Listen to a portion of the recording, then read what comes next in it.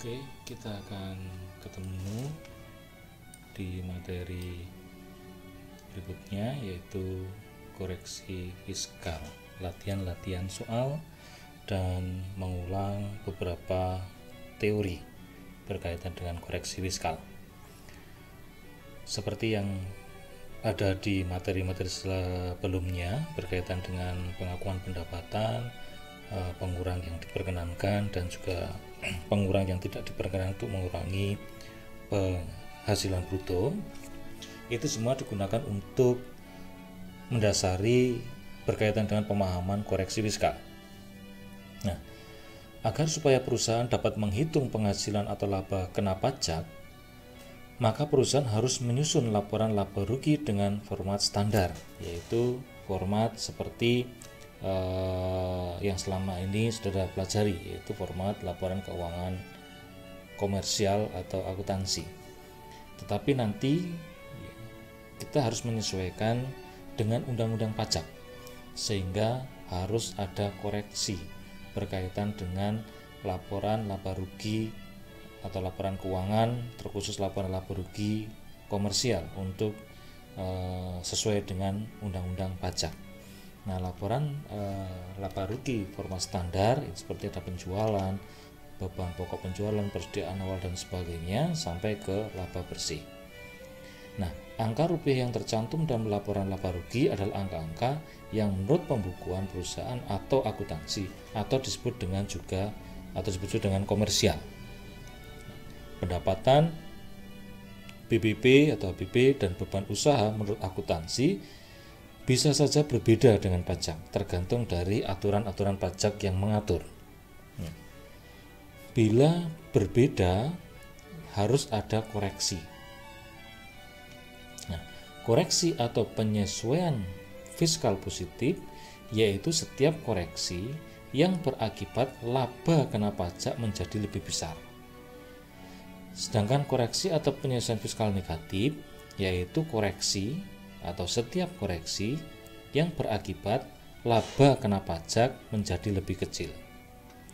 Nah, rumus untuk menentukan apakah koreksi yang terjadi positif atau negatif, ya di sini dari sisi pendapatan dan juga bisa dilihat dari sisi BBP atau beban usaha. Kalau dilihat dari sisi pendapatan, bila pendapatan menurut akuntansi itu lebih kecil dibandingkan menurut pajak, yang terjadi adalah koreksi positif. Berikutnya, dari sisi pendapatan, bila pendapatan menurut akuntansi lebih besar dibanding menurut pajak, yang terjadi adalah koreksi negatif. Kalau dilihat dari sudut pandang beban usaha atau BBP, bila BBP atau beban ini menurut akuntansi lebih kecil dibanding menurut pajak, yang terjadi adalah koreksi negatif.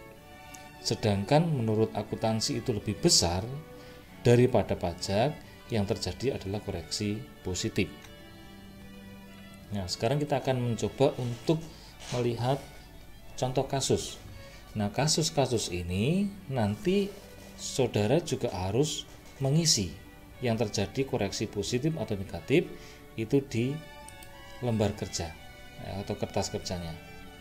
Nah, di sini saudara tuliskan ya nama-nama transaksinya. Di sini ada penjualan sebagian, nomor-nomornya di sini. Jadi ada 26. Di sini mewakili soal-soal ini. Ya, soal-soal 1 2 3 dan seterusnya sampai 26 ya, 26 bawah. Nah, masing-masing nomor ini nanti akan mengisi di kertas kerja ini. Nah, di sini penjualan 1 2 3 dan seterusnya ini ditulis. Nah, di sini nanti menurut akuntansi berapa, menurut pajak berapa. Nah, tadi dalam rumusnya kalau ini lebih besar dari ini yang terjadi positif atau negatif, atau ini lebih kecil daripada ini positif atau negatif, sesuaikan dengan rumusnya. Itu yang harus saudara kerjakan. Nah, oke. Kita masuk ke latihan soal. Langsung. Nah, di sini pertama kita berbicara masalah contoh kasus koreksi kalau dilihat dari unsur pendapatan. Penjualan barang ke perusahaan afiliasi dengan harga yang lebih rendah. Ini ada hubungan istimewa. Kadangkala perusahaan menjual barang kepada perusahaan afiliasi, misalnya ke kantor cabang, agen, atau lainnya dengan harga lebih rendah atau lebih murah dari harga pasar. Nah, fiskal pada prinsipnya hanya mengakui harga sesuai dengan harga pasar. Contohnya di sini, PTA menjual barang ke pasaran umum 100 ton dengan harga 1 juta per ton dan juga menjual kepada kantor cabang sebanyak 20 ton dengan harga 800.000. Nah, bagaimana koreksi fiskalnya? Menurut akuntansi itu sebesar 116.000. Dari mana? 100 ton kalikan 1 juta ditambah dengan 20 ton dikalikan 800.000. Sedangkan menurut pajak itu hanya mengakui sesuai dengan harga pasar. Di sini diketahui harga pasarnya adalah 1 juta. Maka menurut pajak itu sebesar 120 ton dikalikan 1 juta atau 120 juta. Nah, yang terjadi di sini adalah ada koreksi sebesar 4 juta. Nah, kita lihat, kita masukkan ke kertas kerja. Nah, di sini menurut akuntansi 116, menurut pajak 120. Pajak lebih besar daripada akuntansi, atau akuntansi lebih kecil dari pajak. Maka yang terjadi adalah koreksi positif sebesar 4 juta. Kita lihat soal nomor 2. PTB menjual barang ke pasaran umum sebesar 200 ton. Harganya 1 tonnya adalah 1 juta. Dan juga menjual kepada kantor cabang sebesar 30 ton dengan harga 30% di bawah harga pasar. Nah, berarti yang dijual ke cabang lebih kecil, ya, 30% dari harga pasar.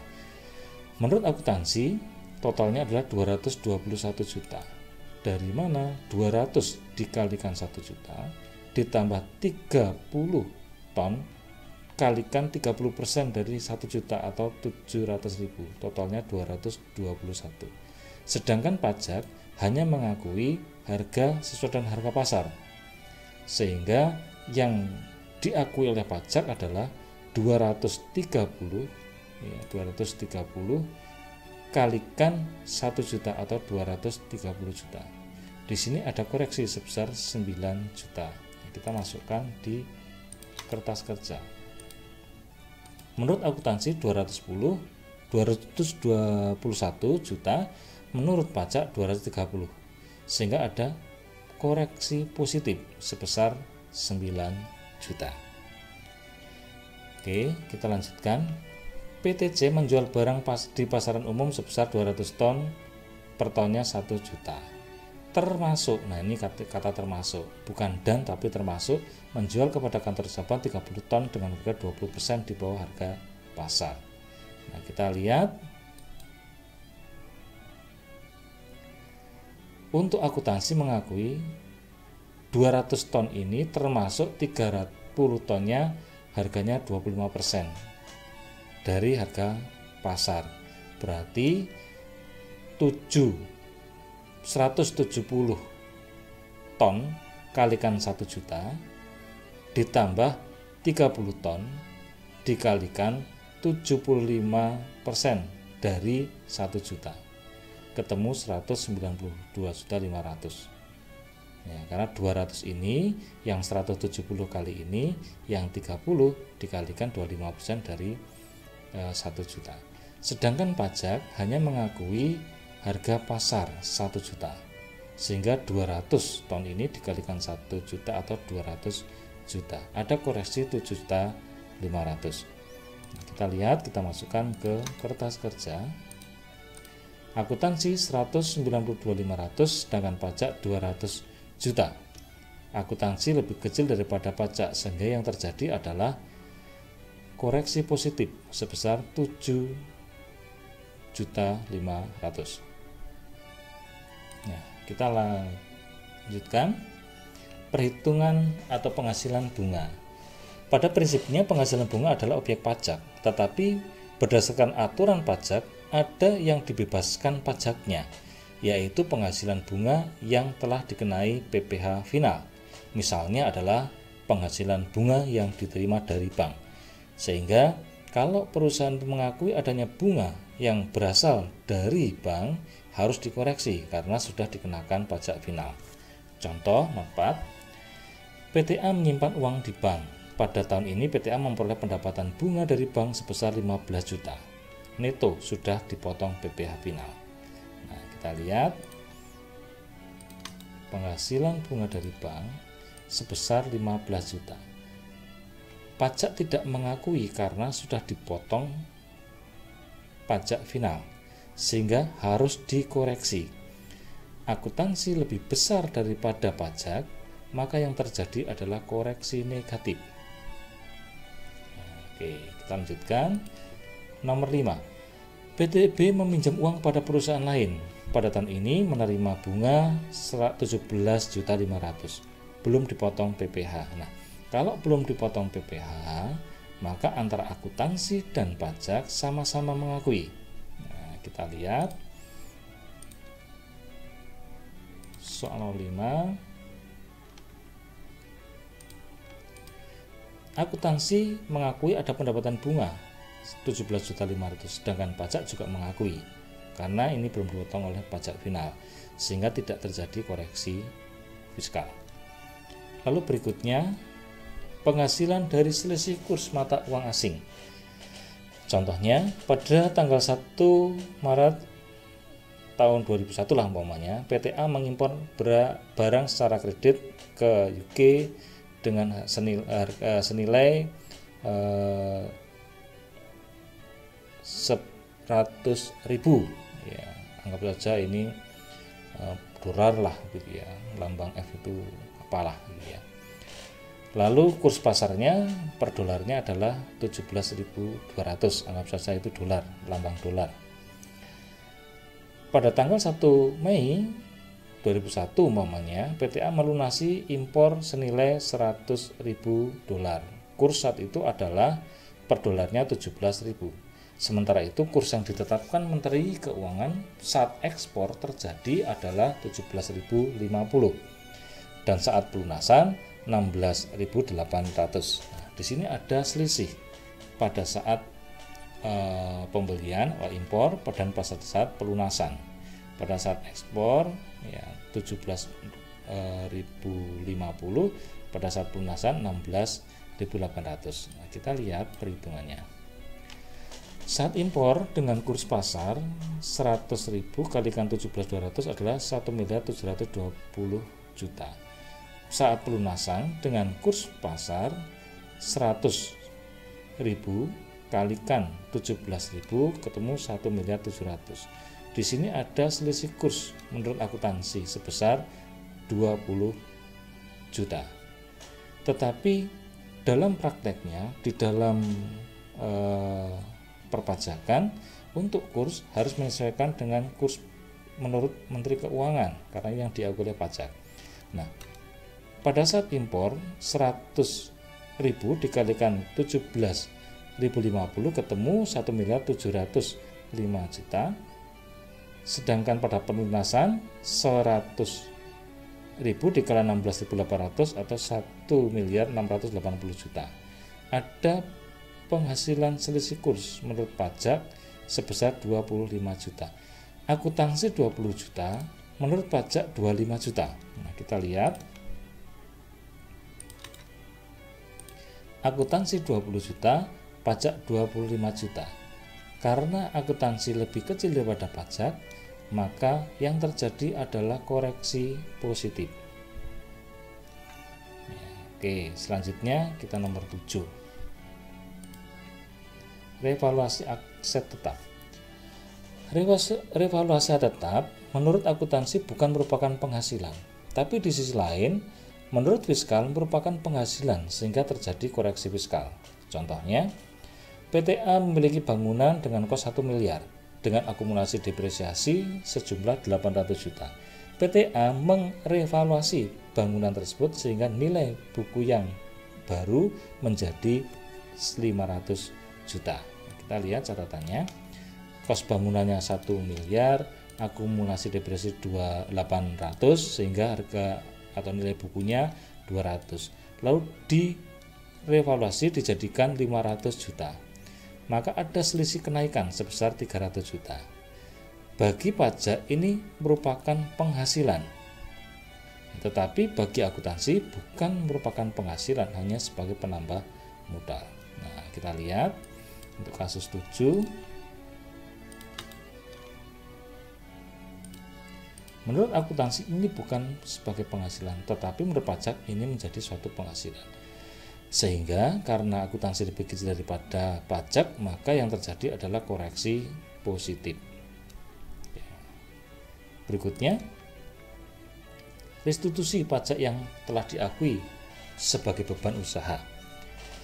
Restitusi atau pengembalian pajak yang telah diakui sebagai beban usaha pada prinsipnya adalah penghasilan, karena harus masuk dalam laporan laba rugi. Dalam hal ini antara akuntansi dan pajak tidak membedakan perlakuannya. Contohnya tahun lalu PTA telah membayar pajak bumi dan bangunan sebesar 25 juta. Pajak tersebut telah dibebankan sebagai beban tahun lalu.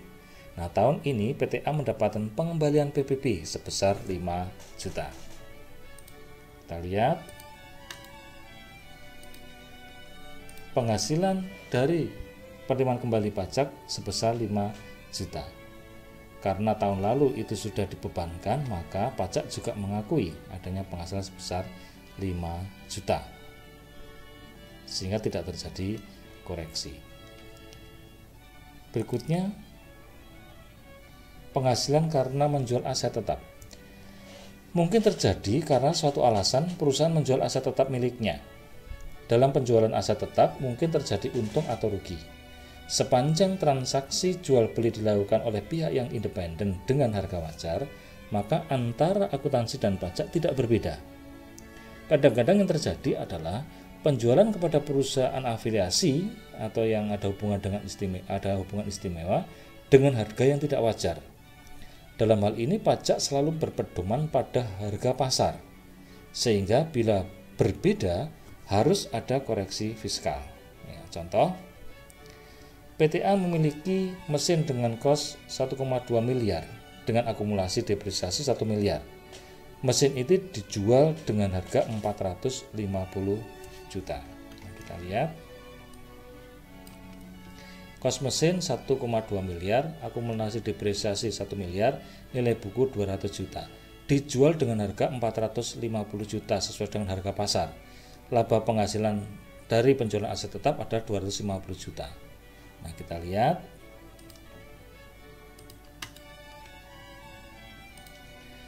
Pak akuntansi mengakui 250 juta karena penjualan itu berdasarkan harga pasar, maka pajak juga mengakui sebesar laba 250 juta sehingga tidak terjadi koreksi fiskal. Kita lihat yang nomor 10. PTA memiliki kendaraan dengan kos 1,4 miliar dengan akumulasi 1 miliar. Kendaraan dijual kepada kantor cabang seharga 400 juta. Seandainya mesin dijual kepada pihak umum atau di pasar begitu, harga jualnya adalah 550 juta. Kita lihat. Kos kendaraan 1,4, akumulasi 1 sehingga nilai bukunya 400. Harga jual oleh akuntansi dihargai 400 juta. Menurut akuntansi tidak ada laba karena harga atau nilai bukunya sama dengan harga jualnya. Tetapi kalau dijual ke pasar, di harga pasar harganya 550 juta sehingga pajak mengakui harga atau nilai bukunya 400 dijual dengan harga 550 juta. Laba penghasilan penjualan aset menurut pajak sebesar 150 juta. Nah, kita lihat akuntansi tidak mengakui, sedangkan pajak mengakui adanya laba 150 juta, sehingga yang terjadi adalah koreksi positif sebesar 150 juta. Berikutnya, tadi dilihat dari sisi pendapatan. Sekarang kalau kita melihat dari sisi beban atau pengurang pendapatan. Yang pertama kita bahas tentang beban pokok penjualan. Metode penentuan nilai persediaan menurut akuntansi ada 3, yaitu FIFO, rata-rata, dan identifikasi khusus.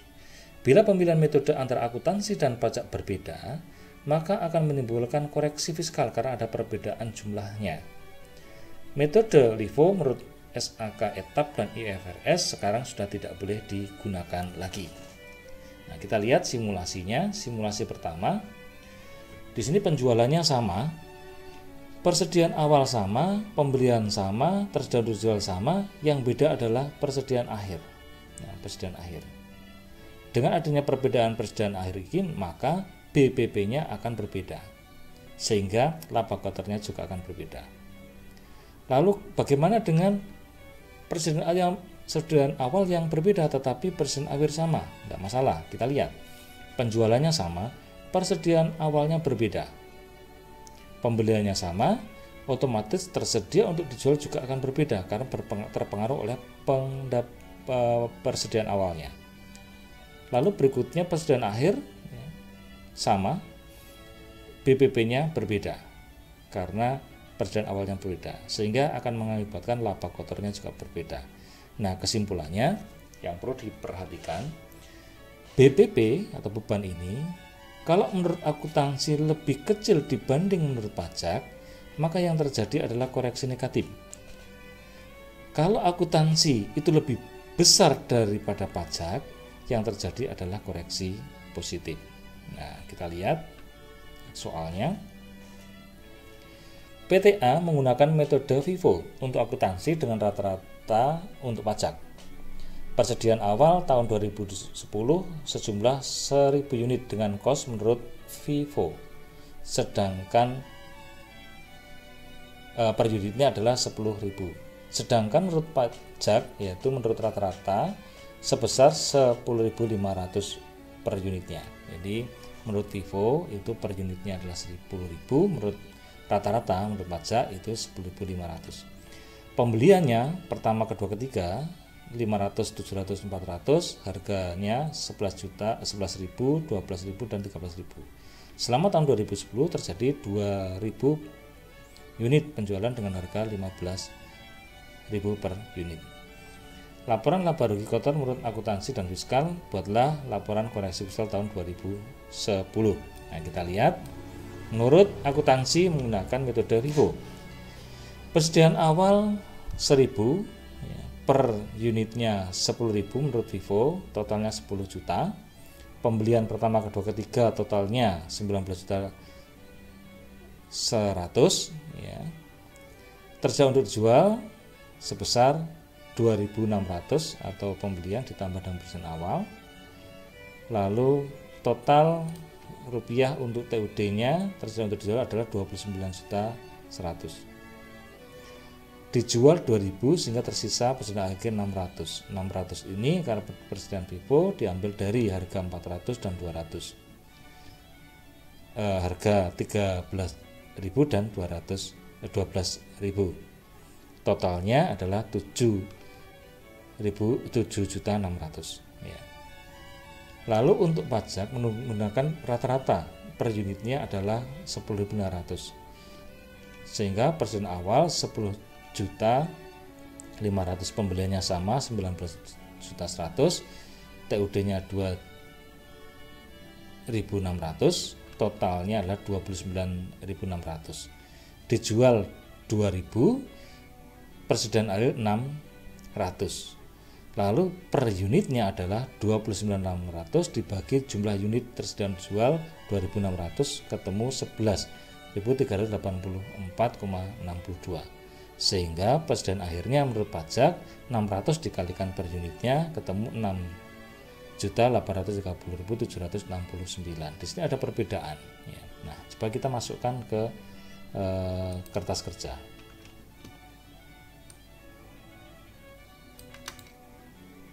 di sini persediaan awal, pembelian, ya. Lalu di sini tersedia untuk dijual, ya. Tersedia untuk dijual. Lalu persediaan akhirnya menurut akuntansi 7.600.000, menurut pajak 6.830.769. Sehingga di sini ada perbedaan beban pokok penjualan.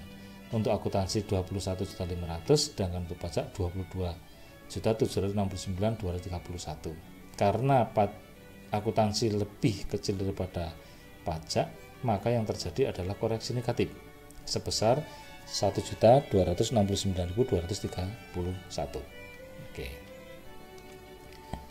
Lalu berikutnya kasus 12, beban kerugian piutang. Penentuan beban kerugian piutang menurut akuntansi terutama adalah metode cadangan. Sementara itu yang diperbolehkan untuk fiskal atau pajak adalah metode langsung. Karena itu selalu terjadi perbedaan antara akuntansi dan fiskal. Metode cadangan diperkenankan oleh pajak hanya untuk jenis usaha tertentu, yaitu cadangan piutang yang tidak tertagih untuk bank dan sewa guna usaha dengan hak opsi, cadangan premi untuk asuransi, dan beban reklamasi untuk usaha pertambangan.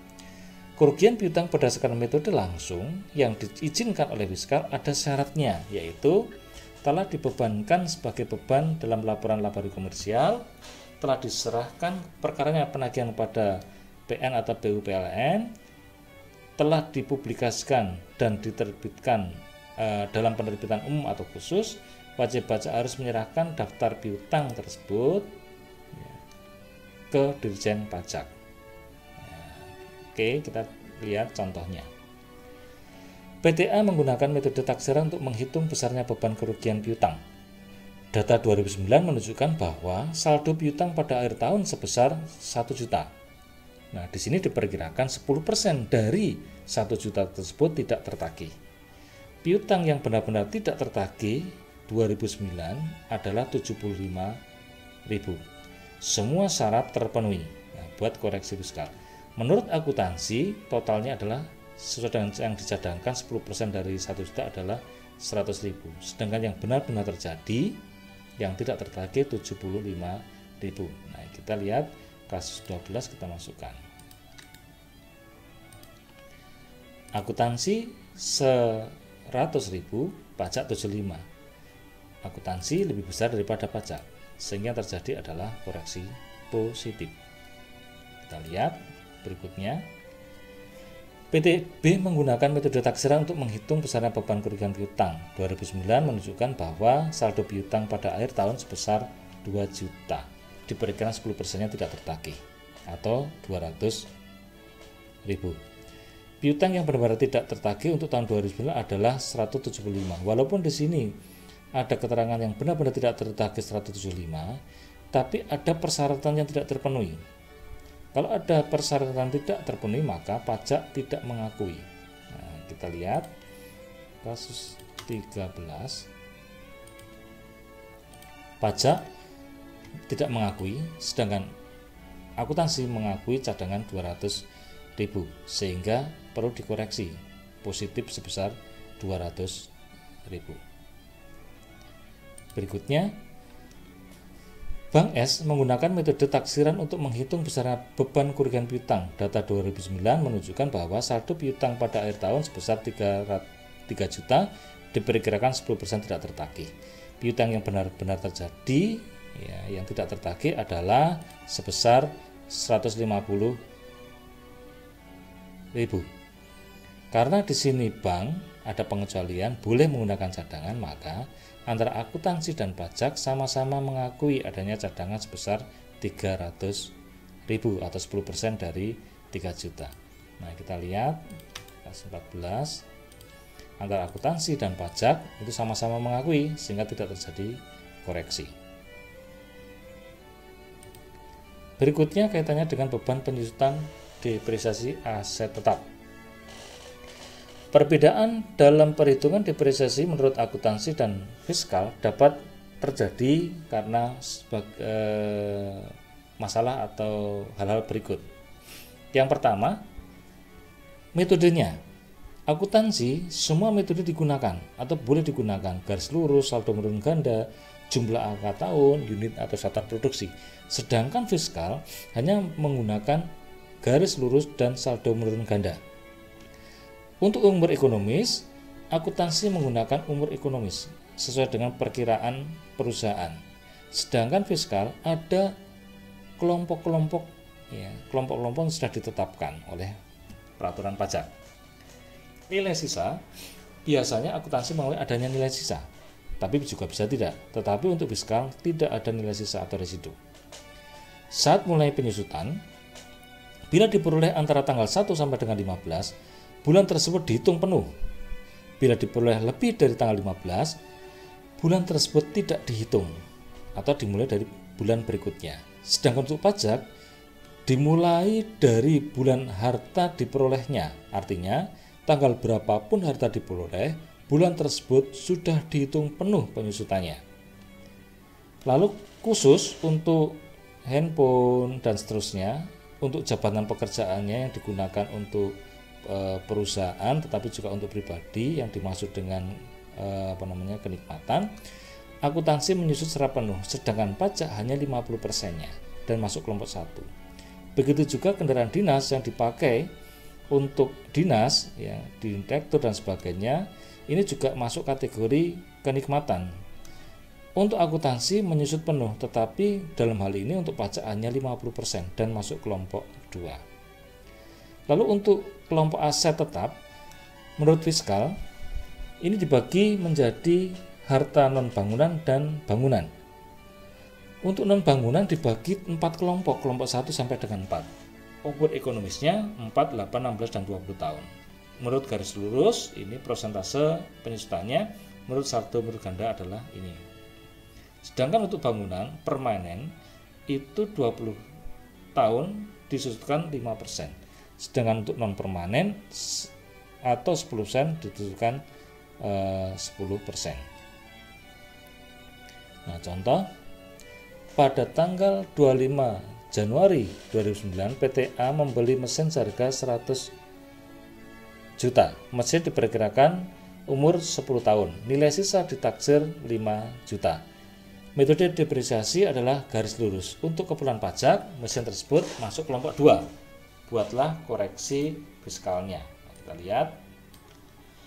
Menurut akuntansi, kosnya 100 juta, nilai sisa 5 juta, totalnya adalah 95 juta.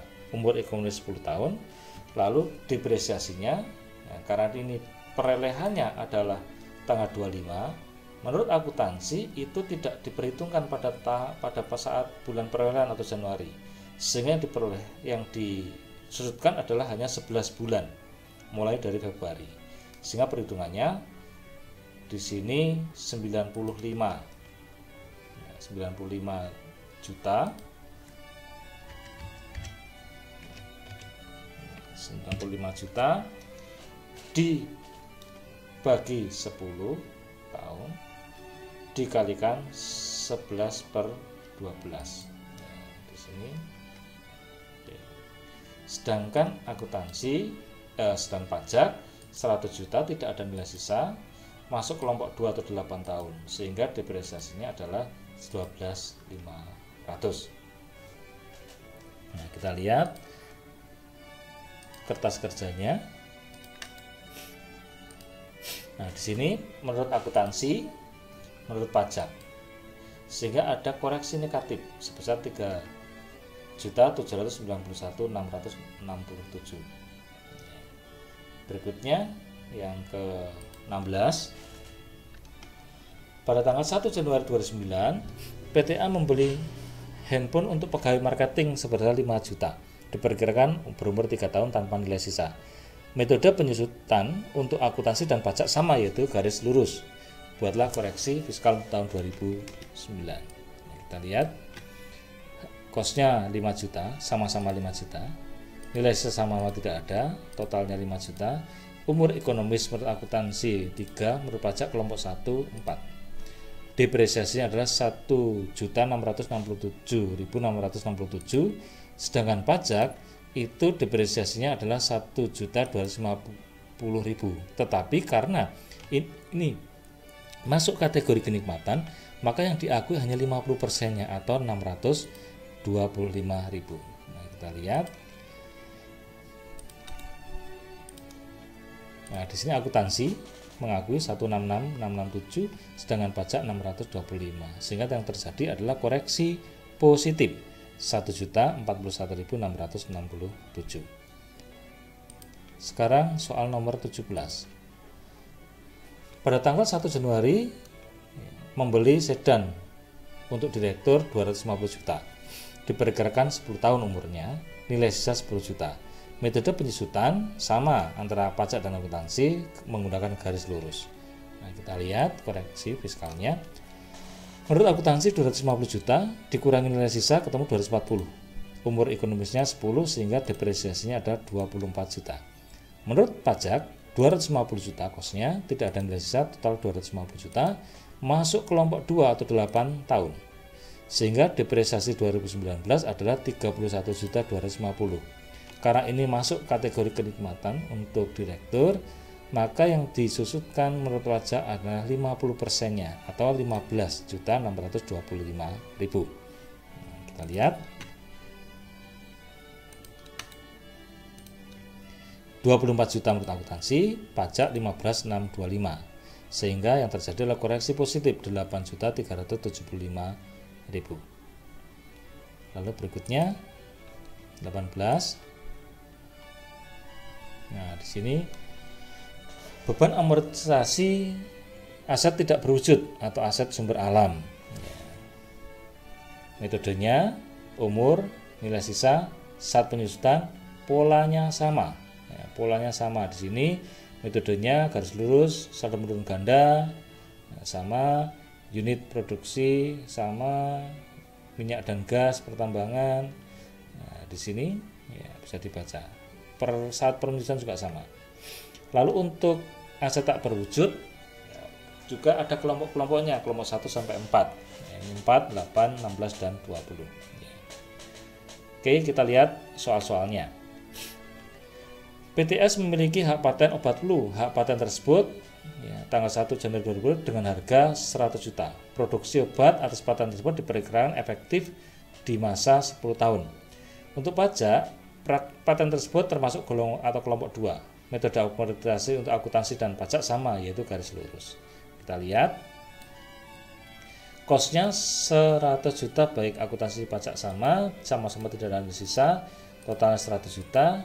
Umur ekonomisnya menurut akuntansi 10, menurut pajak kelompok 2 8. Sehingga depresiasinya untuk akuntansi 10 juta, sedangkan pajak 12.500.000. Kita lihat.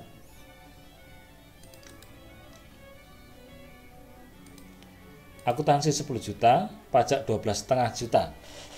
Akuntansi lebih kecil daripada pajak, sehingga terjadi adalah koreksi negatif 2.500.000. Nah, kita lihat berikutnya, kasus berikutnya 19. Beban pajak tertentu seperti pajak bumi dan bangunan dapat diakui sebagai beban, sementara uang muka pajak seperti uang muka PPh 22, 23, 24, 25 bukan beban. Nah, contoh, laporan laba rugi PTA antara lain mencantumkan item sebagai berikut. Beban-beban usaha PBB 25 juta, sedangkan uang muka PPh 22 25 juta. Item mana yang harus dikoreksi? Nah, kita lihat.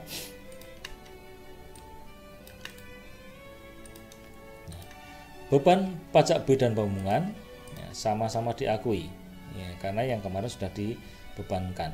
Lalu untuk uang muka ini tidak bisa, harus dikoreksi. Di sini akuntansi tidak mengakui, sehingga harus dikoreksi sebesar 25 juta. Nah, kita lihat kasus 20. Iuran pensiun dan THTD yang disetorkan. Kalau disetorkan kepada lembaga dana pensiun yang pendirinya telah disahkan oleh Menteri Keuangan, boleh diakui sebagai beban, baik akuntansi maupun pajak. Kepada lembaga yang dana pensiun yang pendirinya belum disahkan Menteri Keuangan, oleh akuntansi diakui sebagai beban, tetapi oleh fiskal atau pajak tidak diakui sebagai beban. Contoh di sini, laporan laba rugi PTB antara lain mencantumkan item sebagai berikut. beban-beban usaha itu ada beban gaji dan upah 80 juta. Setelah diteliti ternyata dalam beban gaji tersebut termasuk iuran pensiun kepada lembaga dana pensiun yang pendirinya telah disahkan sebesar 5 juta. Apakah perlu dikoreksi? Nah, di sini sudah disahkan oleh Menteri Keuangan. Kita lihat, kalau sudah disahkan oleh Menteri Keuangan boleh diakui, sehingga antara pajak dan akuntansi itu sama-sama mengakui adanya beban sebesar 80 juta. Lalu berikutnya laporan laba rugi PT ABC antara lain mencantumkan item sebagai berikut. Di beban usaha ada gaji upah 100 juta. Setelah diteliti ternyata ada iuran pensiun kepada lembaga pensiun pendirinya belum disahkan Menteri Keuangan sebesar 15 juta. Apa perlu koreksi? Nah, kita lihat. Kasus 21. Akuntansi mengakui 100 juta. Tapi karena ada 15 juta yang disahkan ke lembaga yang belum disahkan Menteri Keuangan, maka yang diakui hanya 85 juta. Sedangkan yang 15 juta ini harus dikoreksi, yaitu koreksi positif. Oke. Berikutnya sini 22 nih ya. Beban penelitian dan pengembangan. Jika dilakukan di Indonesia boleh diakui sebagai beban. Jika dilakukan di luar Indonesia atau fiskal tidak boleh diakui sebagai beban. Sehingga beban penelitian dan pengembangan kalau diterapkan atau dilakukan di Indonesia boleh dikurangi, tapi kalau di luar negeri tidak boleh. Nah, contoh dalam beban-beban usaha itu ada beban penelitian dan pengembangan sebesar 150 juta. Setelah diteliti ternyata dalam beban tersebut dikeluarkan di Indonesia sebesar 100 juta, sedang sisanya dikeluarkan di luar negeri. Apakah perlu dikoreksi? Nah, kita lihat. Akuntansi mengakui adanya 150 juta beban penelitian dan pengembangan.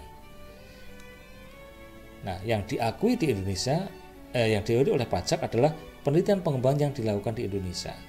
Sedangkan yang di luar Indonesia itu tidak boleh diakui, sehingga harus dikoreksi.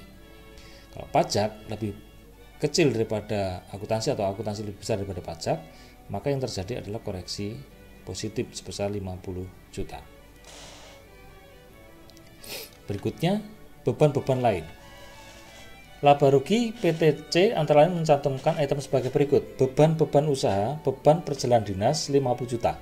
Setelah diteliti ternyata dalam beban tersebut terdapat tiket untuk istri direktur sebesar 3 juta. Apa perlu dikoreksi? Nah, kita lihat. 23. Ada perjalanan dinas 50 juta, tetapi ada 3 juta untuk istrinya. Maka yang diakui hanya 47 juta. Sedangkan yang 3 juta untuk perjalanan istrinya ini harus dikoreksi. Nah, yang terjadi karena akuntansi lebih besar daripada pajak, maka yang terjadi adalah koreksi positif. Berikutnya,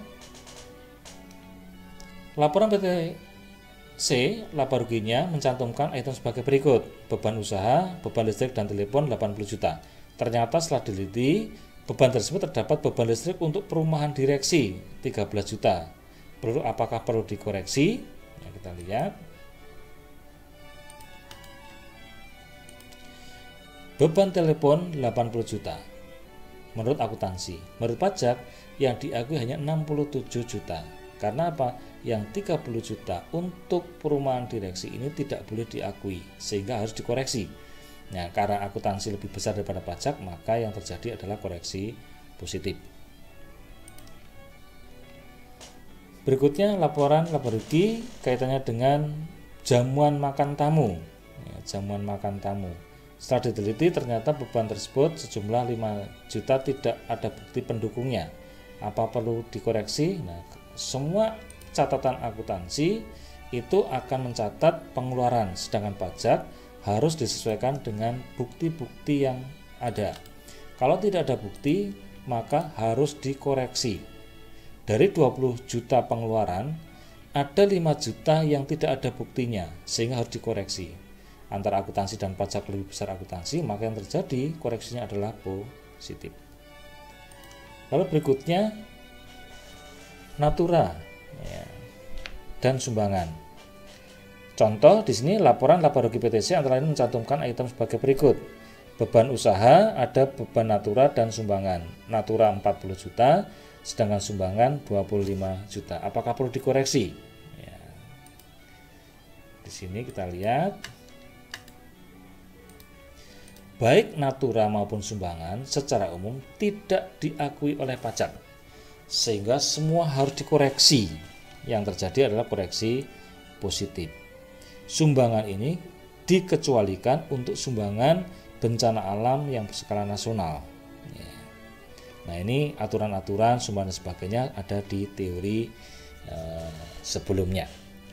Oke, di sini untuk latihan-latihan koreksi fiskal silakan dipelajari, dilihat videonya, dipahami dengan benar kaitan dengan koreksi fiskal positif negatif.